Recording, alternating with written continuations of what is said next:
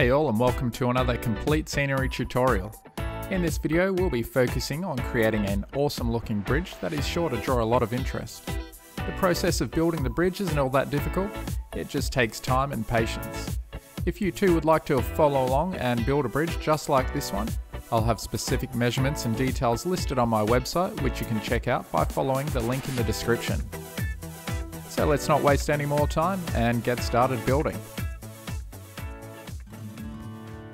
As this is a diorama, I started with the canvas.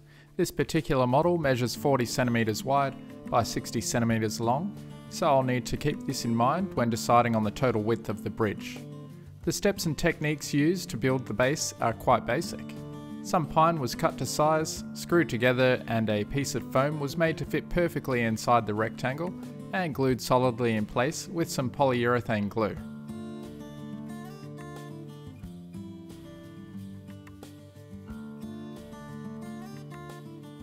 I'm not too worried about keeping the surface clean and pristine, as it will eventually be covered in more foam and plaster. However, any excess glue can be cleaned up using isopropyl alcohol and a paper towel. Given the glue expands, it's always a good idea to either clamp or weigh down the pieces as the glue sets. Now for the bridge design. I need to make sure there is clearance for the train and carriages to pass under the bridge, so it's important to measure the minimum height of the largest locomotive and carriages you plan to use, and make sure to include the height of the track and the roadbed as well. For me, it measured 5.9 centimeters using Midwest cork roadbed, micro-engineering code 70 track, and my Bendigo rail model P-Class from Australian Modeler. And don't forget to measure the width as well and take into account any curve there may be. To design the bridge, you can draw it on paper to create a template, or like me, you can use a program like Corel Draw. I prefer computer programs like this for making templates because it enables me to get very accurate angles and lengths. As a guide, I'm using a photo to help get much more realistic looking results. And once it's finished, all I need to do is print it out, stick it to a piece of foam, and start measuring and cutting the wood. Because I'm only making a few trestles, I opted to simply use pins to help position and hold the pieces into position for gluing. The posts are made using 5mm diameter pine dowel, and the beams are made using various pieces of scale lumber. All of the scale lumber used on this bridge was purchased from Australian Modeler, and for a complete list of the pieces used, as well as links to where I purchased it, be sure to check the link in the description. Each piece of dowel is roughed up a little by carving out chunks using a hobby knife, and then the sharp edges are smoothed out by dragging a round metal file across the dowel.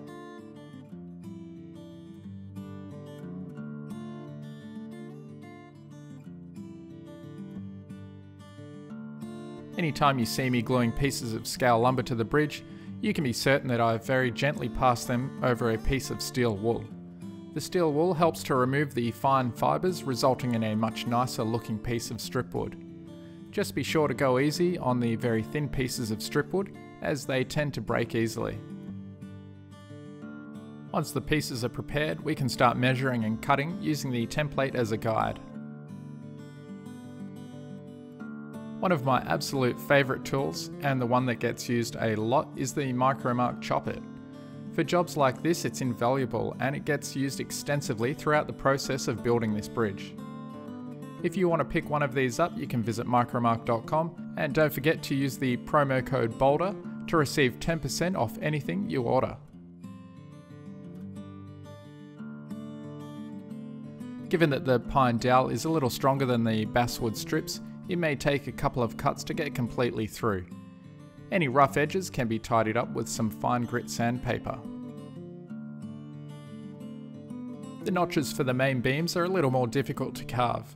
I still use the Chop-It to get the initial cut at just the right position to allow for the height of the beam, however the rest is just a matter of carefully cutting and carving the notch using a hobby knife.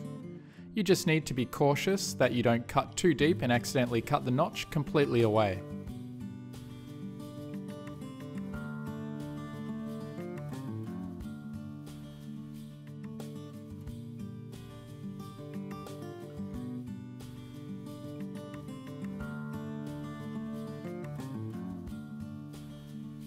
As for assembly, I simply used the template and some pins.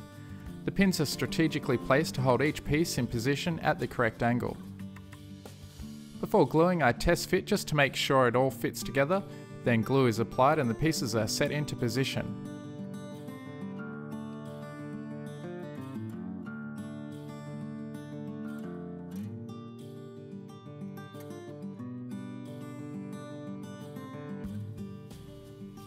Any excess material is cut from the cross beams, and excess is also removed from the tops of each assembly so that they sit perfectly right angled to the bench. This makes assembly to the bridge deck much easier later down the track.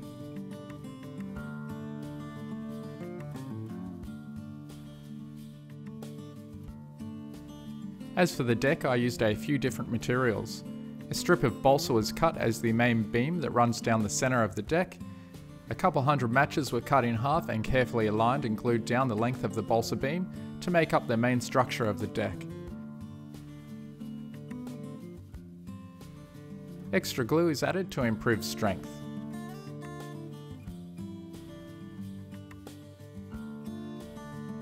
Additional beams were added using basswood strips to improve detail to the underneath of the bridge and to closely match the photo that I've been using as a reference for this bridge.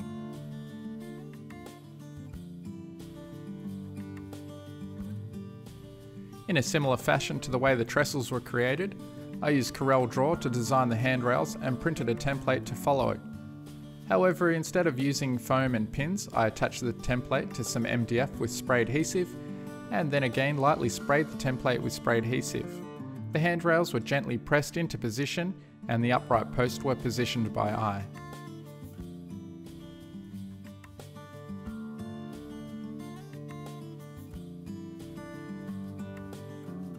Once dry, it can be removed and positioned onto the deck of the bridge and then repeated for the other side.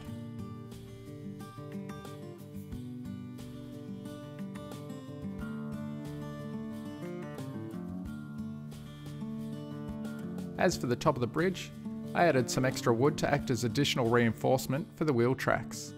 More strip wood was used, and given that I can't see the top surface of the bridge in my reference image, I took a bit of a guess as to how it would look by observing other similar style bridges.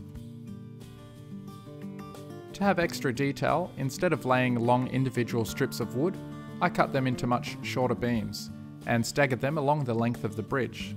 This resulted in a much more realistic looking surface.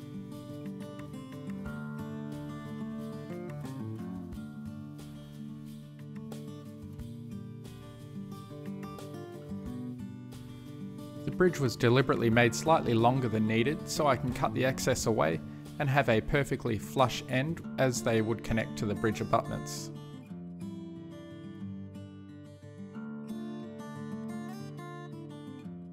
The abutments were made using strip wood and glued to the end.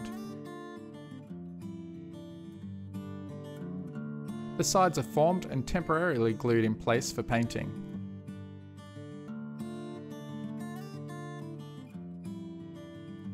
There were a couple of options for painting this bridge. I could have used a stain, however given that I used a few different types of wood, the stain reacts quite differently between them, so I opted to use the airbrush. I start with a pre-shading using basalt grey heavily thinned down. This helps accentuate any shadows on the bridge. It only needs to be a light coat.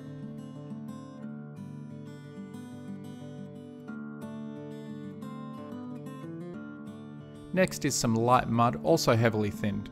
This is an overall coat and acts as the base coat, however it's only applied lightly because we want some of the pre-shading we did earlier to show through.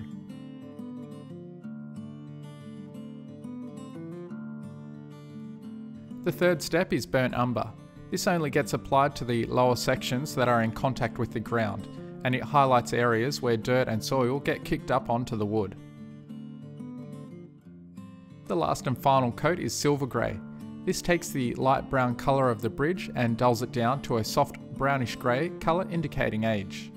Depending on how heavy you apply this layer will indicate how aged the bridge will look. Extra detail is added using these fantastic little bolts. These are also bought from Australian Modeller and are perfect for adding the wow factor to the bridge. They get coloured using a mahogany colour or any rusty coloured red. And then a coat of dull coat helps prevent the paint rubbing away while they get installed. A 1mm drill bit seems to work well with these. They are very fiddly, so you'll probably want a good set of fine tweezers to help install them. A tiny bit of glue is all that's needed to secure these into position.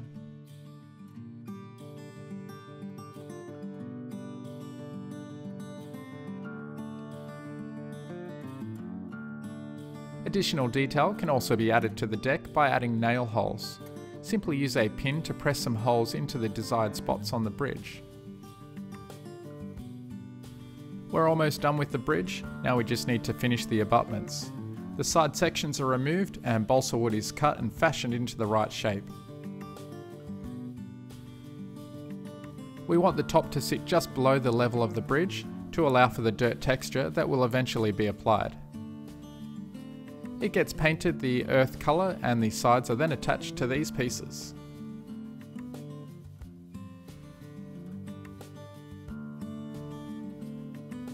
The distance between each trestle is carefully measured and they are glued in place, trying your best to ensure they sit perpendicular to the bridge deck.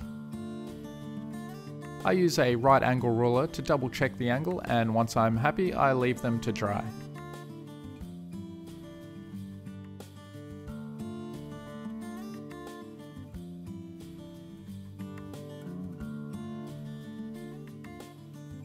The bridge is now ready for installation. This process involves a bit of trial and error. Two pieces of foam are cut at just the right height, so the lowest trestle basically sits just a hair width above the surface.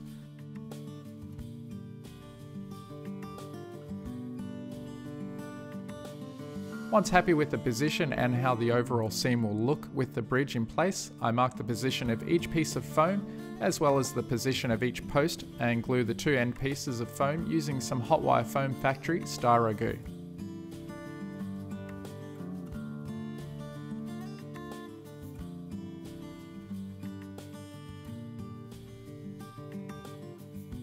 Additional pieces of foam are added to build up the terrain below each of the trestles and also glued down with styro goo.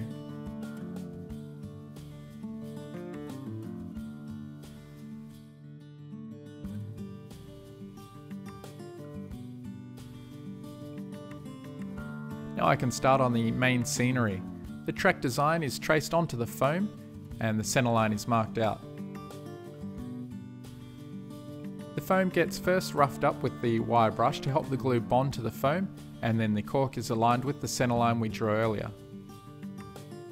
Pins are used to ensure it doesn't move whilst the glue dries, and the second piece of cork is pressed up against the first piece. Adding hills is a bit of a creative process. Basically, use your imagination as best you can and start building. The foam is quite smooth, so I'll usually drag the wire brush over any areas that will have glue or plaster applied, which is pretty much everywhere in this case. Working with foam is very easy. This is extruded polystyrene and cuts very well. You can simply score a straight line and snap the piece cleanly. For curved cuts, you can either hack away at the foam with a knife, which can be very messy, or for a cleaner result, you can use a hot wire foam tool like what I'm using here. This particular tool is one from the hot wire foam factory, and it sees a lot of use when I'm building these scenic dioramas. It's perfect for curved lines or bevels, which is what I'm doing here.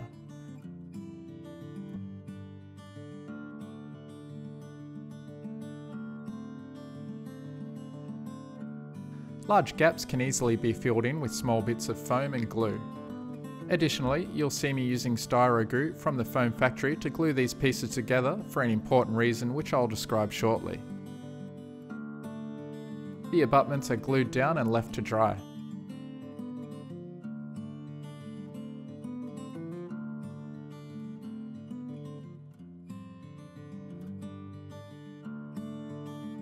The pins can be removed and any excess cork trimmed from the edges.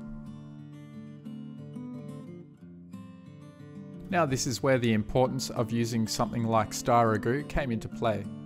We are trimming the excess foam from the edges of the diorama, and we need to make sure whatever glue we do use to stick all those pieces of foam together can actually be cut using the hot wire tools.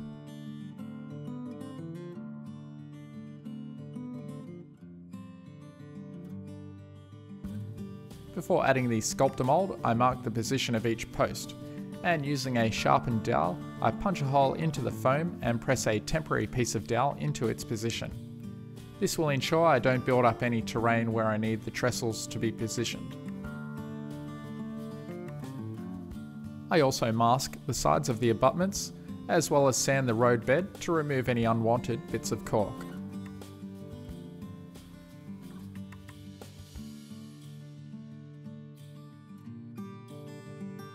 Now for the fun part, getting our hands messy. Sculptor mould is used to build up the general shape of the ground. It's fantastic stuff to use and it's very forgiving. If you're looking to find this product, many art supply stores sell it, and I usually pick mine up from Osrail Model Trains in Adelaide. Just slap it on and push it around and build up the areas you want. To get really smooth results, keep working the plaster until it starts to set. Gradually it will get smoother and smoother until it fully sets. I'll usually smooth out areas where I know roads will be. This darker coloured sculptor mould is a different brand from Officeworks, however both work very well. Now it just needs to be left for about 24 hours to dry. The rest of the scenic process goes relatively quickly once the plaster has dried. The base coat is applied with an earthy brown colour. Don't be overly picky with the colour as most of this will be covered with the dirt texture. Its main job is to prevent any accidental white areas showing where the dirt texture is missing or applied too thin.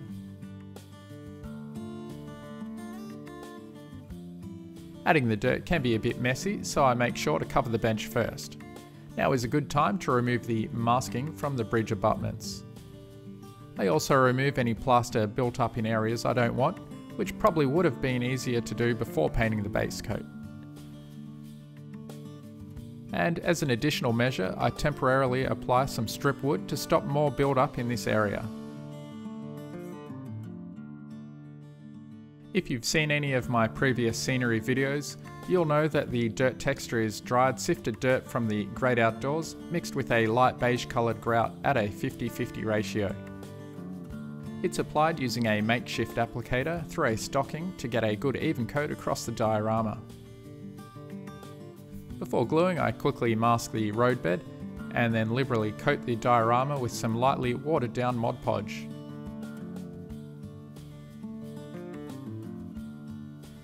I'm careful not to get glue on the abutments. Then it's just a matter of applying the dirt. The glue is mostly used in this initial stage to enable the dirt to stick to the sloping surface. Otherwise, the dirt tends to slide down the hillside, piling up at the bottom.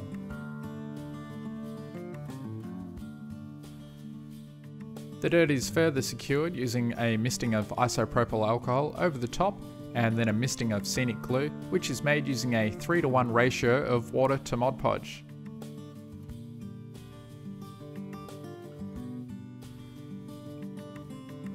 After it's had time to dry, I remove the masking and dowels and then test fit the bridge just to make sure it fits. You may need to scrape away some areas of plaster and dirt to get a snug fit.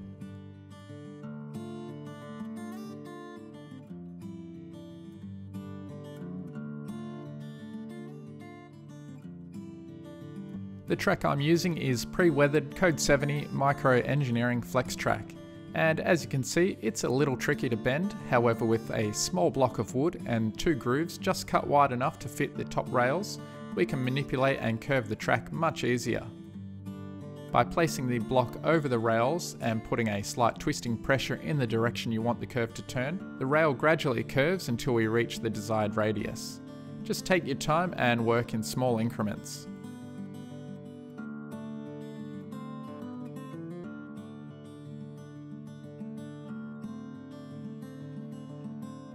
Ordinary wood glue is used to hold the track in place on the cork.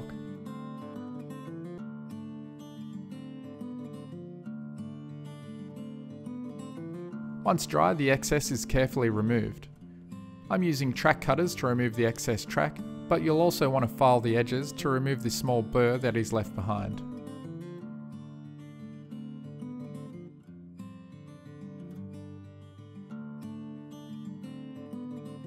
The ballast I'm trying on this model is Matt's ballast, purchased from Australian Modeller.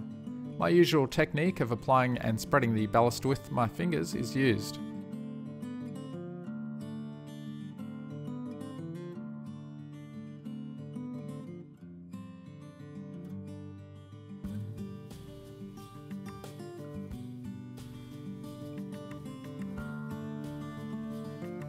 Once I've neatened up the edges, I remove any excess or unwanted ballast, and I fix it into position with isopropyl alcohol and my scenic glue.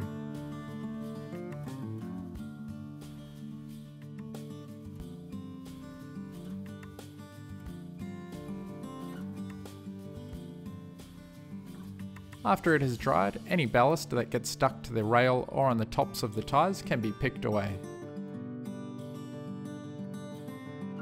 After it dried, it ended up a little darker than I wanted, so I lightly airbrushed some VALLEJO silver grey over the top until I got the colour I wanted. And finally, I used some VALLEJO black brown and added some weathering detail down the middle of the track and to the edges of the rail.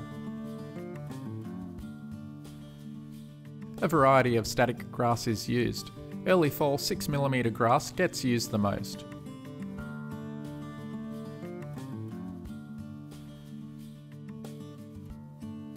Mod Podge is once again used and applied in a somewhat random pattern across the areas of the diorama. The glue dries quite fast, which is why I added a small amount of water and I work in small areas at a time. Static grass is a must for any model after Ultimate Realism. This particular static grass applicator is a homemade one, and if you would also like to make one of your own, you can follow my tutorial. Or if you shop around online, there are many different manufacturers selling static grass applicators. If your model is small enough, you can flip it over to shake away the excess, otherwise a vacuum can be used and some stocking to collect the excess for later use. To prevent the grass looking like carpet, I gently tease areas to break up that uniform look whilst the glue is still wet. To apply grass to small areas, without having huge amounts land in unwanted areas, I create a small mask for the applicator using some paper. This way, I'm able to target very specific areas where I want grass applied, like on the edges of the track where I'm applying dead grass.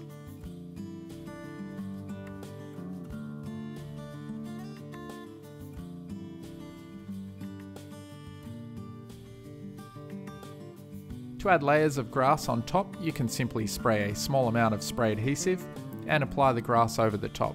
The effect is subtle, but overall it makes quite a difference. And don't forget a bit of 2mm grass to help blend some of the edges. One of the ground textures I use the most is dried leaves. Basically some dried leaves from the garden blended and sifted to get a fine texture. This gets sprinkled all over the place, as well as some dark sand and Woodland Scenics ground foam. There's no right or wrong way of doing this. Just try and be as random as possible, because as humans we tend to spot patterns very easily, and patterns in a natural bushy scene are not all that common. Another tip, especially when applying the Woodland Scenics ground foam, is to press it down a little so that it doesn't sit on top of the grass. We want it to look like it's coming out of the ground, as opposed to floating on top of other scenic elements.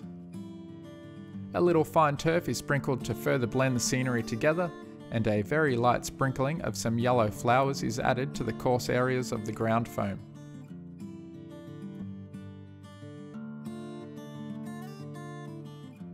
The road is cleared and some of the fine ground leaves is added down the centre of the road to highlight the wheel tracks. Before it's all glued down, I test the placement of the bridge one more time. Now we can fix it with a misting of alcohol and glue.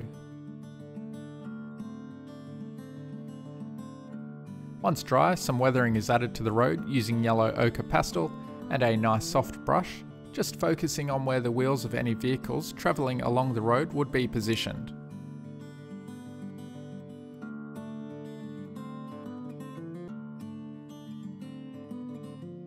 I also added a small amount of the AIM weathering powder down the centre of the track as well to help make it look a little more used and dusty.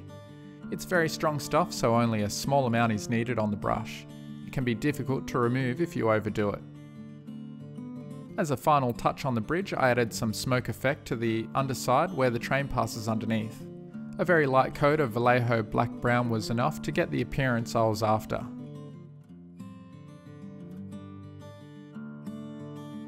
We're almost there. The bridge is glued down with some tacky glue on each abutment and lightly weighed down.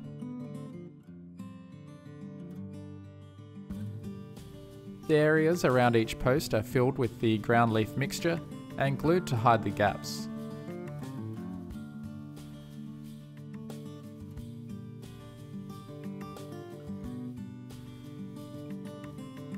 Trees and bushes are added using some of the gum trees that I made from a previous video, as well as some new style gum trees made using the Woodland Scenics tree armatures and some Hecky seafoam material also purchased from Australian Modeller.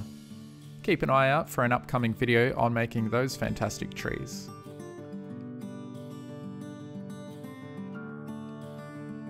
As a last step, I paint the edges of the diorama black to help frame the seam, and we're finished. It's an awesome looking scene and will surely get a lot of attention when incorporated into a model layout.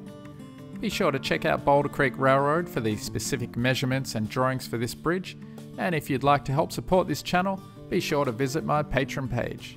Cheers and thanks for watching.